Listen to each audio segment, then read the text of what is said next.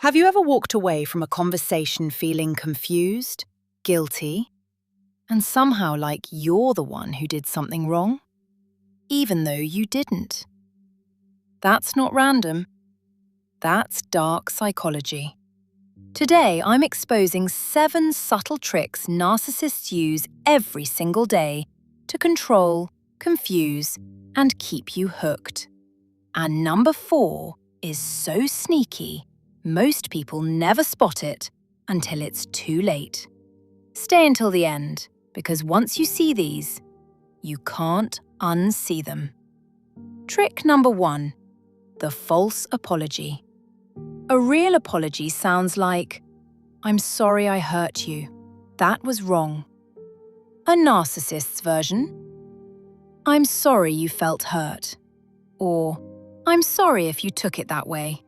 That one tiny word swap, "you felt," or "if you took it," shifts the blame from them to your feelings. Suddenly, you're the one who's too sensitive. You end up comforting them. "No, it's okay, I overreacted." They walk away clean. You walk away doubting yourself. Real example. Someone cancels plans last minute. You say it upset you. They reply, "I'm sorry you're upset." Now you feel bad for even mentioning it. That's not an apology. That's a deflection. Trick number 2, love bombing, followed by sudden withdrawal. In the beginning, they're everywhere. Good morning texts, long calls, compliments, gifts. You're my everything. You feel like you've met your soulmate. Then, without explanation, they pull back. Texts slow, calls get short. They're busy. The silence hurts more than any argument. You start overthinking. Did I do something wrong? You text more. You apologize for nothing. You chase. That chase is the goal. They're training your brain to associate their attention with relief, like a drug hit. The more you chase, the more power they have. Real example. After weeks of non-stop affection, they suddenly say, "I need space." You panic. You send paragraphs. They reply with one word. You feel desperate. That's intentional. Trick number 3, gaslighting disguised as concern. You confront them. "You ignored me for 2 days after I set a boundary." Their reply, "You're being too sensitive again. You always turn things into a fight." They don't deny what they did. They attack how you feel about it.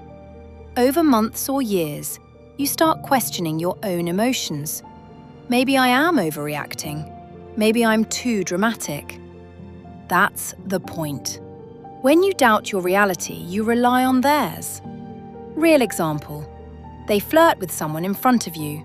You say it hurt. They say, "It's just friendly. You're insecure." Now you wonder if you're the problem. Trick number 4, the one most people miss. The silent treatment as punishment. They disappear after a disagreement. No calls, no texts, sometimes for days. You panic. You apologize. You beg for contact. They know exactly what they're doing. Silence is emotional blackmail. It makes you desperate to fix something, even when you did nothing wrong. When they finally reply, they act like nothing happened, or worse, like you're lucky they came back. Real example. You say, "I don't like how you spoke to me." They go silent for 48 hours. You send multiple messages. When they reply, "I was just giving you space." Now you're grateful they spoke to you at all. Trick number 5, triangulation. They bring in a third person to make you jealous or insecure. "My ex would never get mad about this." "My friend thinks you're overreacting."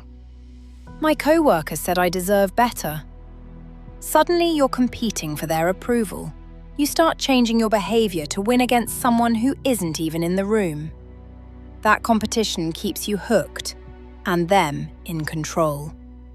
Trick number 6. Future faking. They paint beautiful pictures of the future: marriage, kids, trips, houses, to keep you emotionally invested.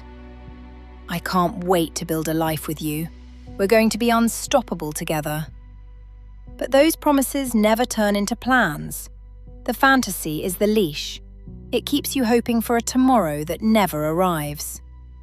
Trick number 7. Hoovering. After you finally leave or they discard you, they come back.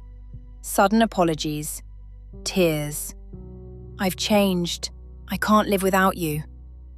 It feels real because you want it to be real. But it's not remorse. It's a vacuum cleaner sucking you back into the cycle because they need your attention, validation, or supply. They'll disappear again once they have you. If any of these hit hard, you're not imagining it, and you're not the problem. Drop a comment with the number of the trick you've experienced most. Save this video. Watch it again when you start doubting yourself. And if you want to learn how to spot these patterns before they trap you, hit subscribe and turn on notifications. Next week, I'm breaking down how to spot dark triad traits in under 60 seconds. You deserve real love, not manipulation. See you in the next one.